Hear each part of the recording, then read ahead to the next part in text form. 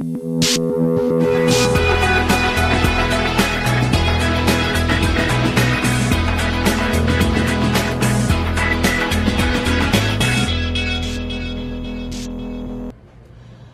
I'm Steve Lackmeyer.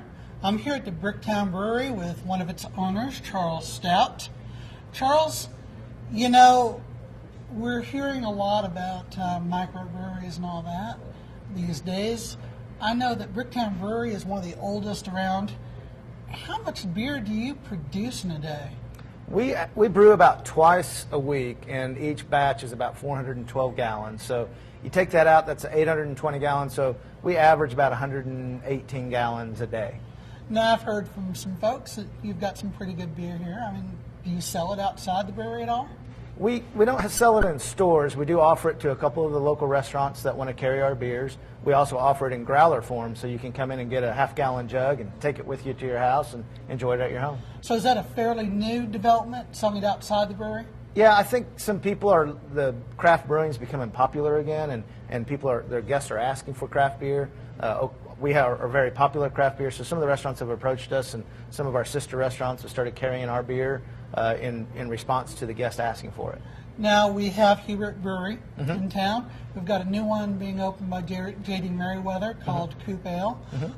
Do you see yourself expanding your outside operations? We always look at ways that we can, get our beer out there. Now, we brew on premise and serve on premise, so there's some laws that require that we brew a certain level of alcohol content and do things a certain way to legally do things the way we do. Those other breweries are brewing and not serving on their facility, so they're able to brew maybe higher gravity beers and offer it in a different format than we are. As the laws change and we work through the laws and how they work for us, we'll look at distributing like they do.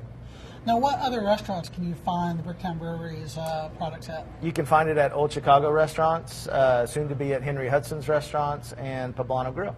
What gives a locally produced ale an advantage over national brands we all recognize?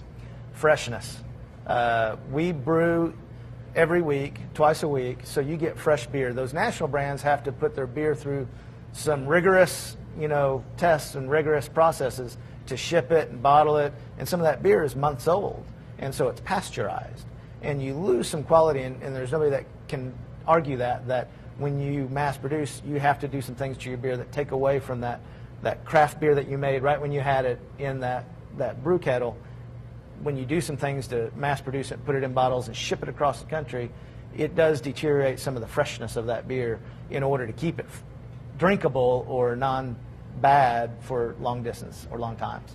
Charles, thanks for so much for visiting with us today. You can catch more about downtown development and things going on in Bricktown, the Arts District, Midtown on my blog, www.okccentral.com. You can catch the latest news at newsok.com. And for information on any event going on in the state, WIMGO.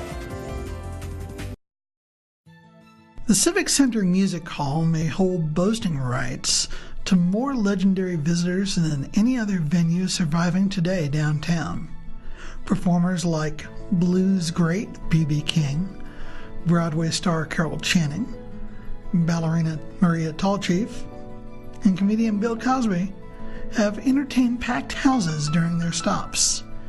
And in earlier years, the auditorium entertained everything from car shows to basketball games.